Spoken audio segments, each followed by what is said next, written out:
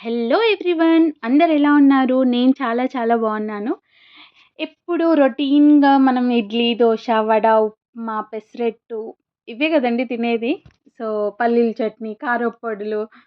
So మనకి మన taste బడ్స్కి కూడా అది బాగా అలవాటు అయిపోయి ఉంటుంది.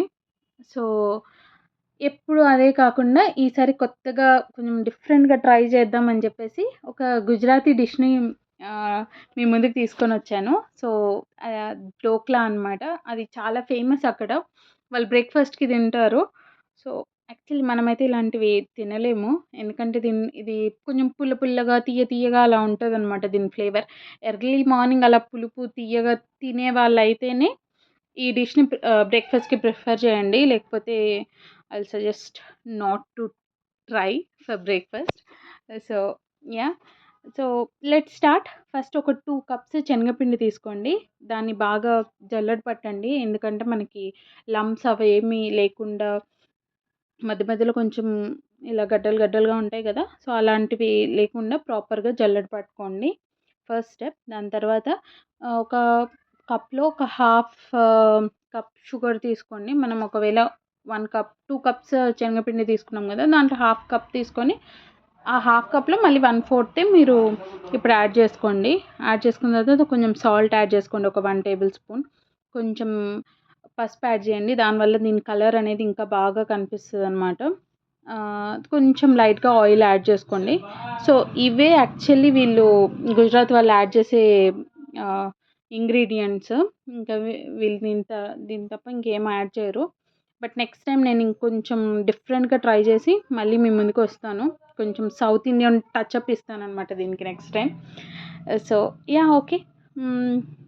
కొంచెం వాటర్ యాడ్ చేసి దీన్ని బాగా మిక్స్ చేయండి. ఇదేంటంటే ప్రాపర్‌గా ఒకే డైరెక్షన్‌లో బాగా బీట్ చేయాలనమాట. మనకేంటంటే ఫ్లఫీగా రావాలి. దీంట్లో లంప్స్ ఏమి ఉండకూడదు. సో బాగా మిక్స్ చేయండి. ఈ కన్సిస్టెన్సీ కూడా ఎలా అంటే కంప్లీట్ గట్టిగా అలా ఉండొద్దు. అలా అని మరీ పల్చగా అలా కూడా కన్సిస్టెన్సీ ఉండొద్దు. మనం దోస బ్యాటర్‌లో లైట్‌గా కొంచెం వాటర్ యాడ్ చేసుకుంటాం కదా! అలా ఆ కన్సిస్టెన్సీ ఉన్నా చాలు. లేకపోతే దిబ్బ రొట్టె కన్సిస్టెన్సీ ఉన్నా చాలు. So yeah! అదొక్కటి కొంచెం చెక్ చేసుకోండి. సో ఎక్కువ వాటర్ ఉన్నా అది టేస్ట్ బాగుండదు. So yeah! దాని తర్వాత యాక్చువల్లీ దీంట్లో మెయిన్ ఇంగ్రీడియంట్ ఒకటి ఈనో యాడ్ చేస్తారనమాట వీళ్ళు. ఏంటంటే కొంచెం ఆ ఫ్లఫీనెస్ రావాలి అని. బట్ నేను ఈనో తీసుకున్నామంటే మా హస్బెండ్ ఈనోనే తీసుకొచ్చారు. బట్ కోకా కోలా ఫ్లేవర్‌ది. That is a big disaster అనమాట ఈరోజు ఈ డిష్‌లో. అది ఆ కలరు, ఆ టేస్ట్ అసల అంతా చేంజ్ అయిపోయిందండి. ఆ ఒక్క ఈనో వల్ల. ఆహ్, నన్నడిగితే ఈనో ఫ్లేవర్ ఒకవేళ నచ్చితే ఓకే. ఒకవేళ ఈనో ఫ్లేవర్ నచ్చకపోతే బెటర్ అండి. ఒక బేకింగ్ సోడా యాడ్ చేసుకోండి చాలు ఫ్లఫీనెస్‌కి. అది ఆటోమేటిక్‌గా డబుల్ సైజ్ అయిపోద్ది అండ్ బావుంటది. ఈనో మనకి గుజరాతీలో అలా యాడ్ చేస్తారు కదా! అని యాడ్ చేస్తాం. బట్ స్టిల్ ఒకవేళ ఈనో ఫ్లేవర్ నచ్చితే ఆ గ్రీన్ కలర్ ప్యాకెట్ ఉంటది కదా! అదే యాడ్ చేయండి. ఈ కోకా కోలా ఫ్లేవర్‌వి ఇవి అయితే అస్సలు యాడ్ చేయకండి. దాన్ని కొంచెం సేపు రెస్ట్ చేసిన తర్వాత ఒక టిన్‌లో మీరు ఆయిల్‌తో గ్రీస్ చేసుకోండి. చేసుకున్న తర్వాత బ్యాటర్ అనేది దాంట్లోకి ట్రాన్స్‌ఫర్ చేయండి. సో, నేను యాక్చువల్లీ ఒక కడాయి పెట్టి, ఆ కడాయిలో స్టాండ్ పెట్టి వాటర్ బాయిల్‌కి పెట్టాను. బట్ ఈ ఏదైతే టిన్ ఉందో అది ఆ కడాయికి అసలు సెట్ అవ్వలేదనమాట. సో, మనకేంటంటే స్టీమ్‌లో ఇది కుక్ అవ్వాలి. అందుకని మనం ఇడ్లీ ఎలా కుక్ చేస్తామో సేమ్, సేమ్ ప్రాసెస్ అనుకోండి. సో, మళ్ళీ నేను బ్యాక్ టు ఇడ్లీ కుక్కర్ దాంట్లో వాటరేసి ఇది పెట్టేసాను స్టాండ్ పెట్టి. మీడియం టు లో ఫ్లేమ్‌లో కుక్ చేయాలనమాట.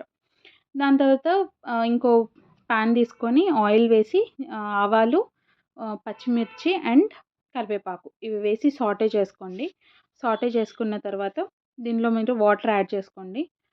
దీంట్లో ఆహ్, మనం ఆల్రెడీ షుగర్ దాంట్లో యాడ్ చేస్తాం. బట్ స్టిల్ దీంట్లో కూడా యాడ్ చేయాలి. ఒక 3 టేబుల్ స్పూన్ వరకు షుగర్ యాడ్ చేసి, ఒక 1 టేబుల్ స్పూన్ సాల్ట్ యాడ్ చేసుకోండి. చేసుకున్న తర్వాత దాంట్లో లెమన్ అనేది స్క్వీజ్ చేయండి. సో, దీని ఫ్లేవరే ఇదనమాట. మనం షుగర్ సిరప్ ఏదైతే రెడీ చేస్తామో దాంట్లో కొంచెం పులుపు ఆహ్, లెమన్ వల్ల వస్తది. అండ్ షుగర్ వల్ల. సో, ఒక్కసారి బాయిల్ అయిన తర్వాత ఇంకా ఆఫ్ చేసుకోవచ్చు మనం.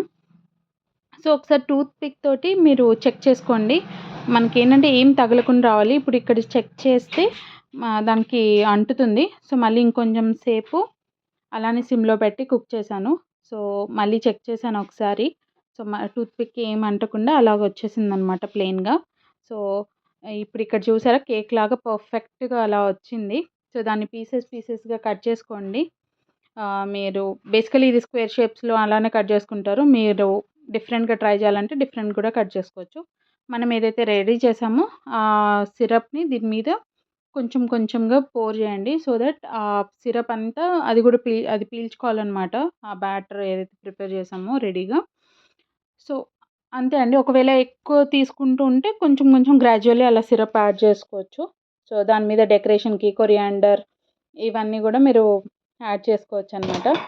సో, ఇది యాక్చువల్లీ డోక్లా రెసిపీ.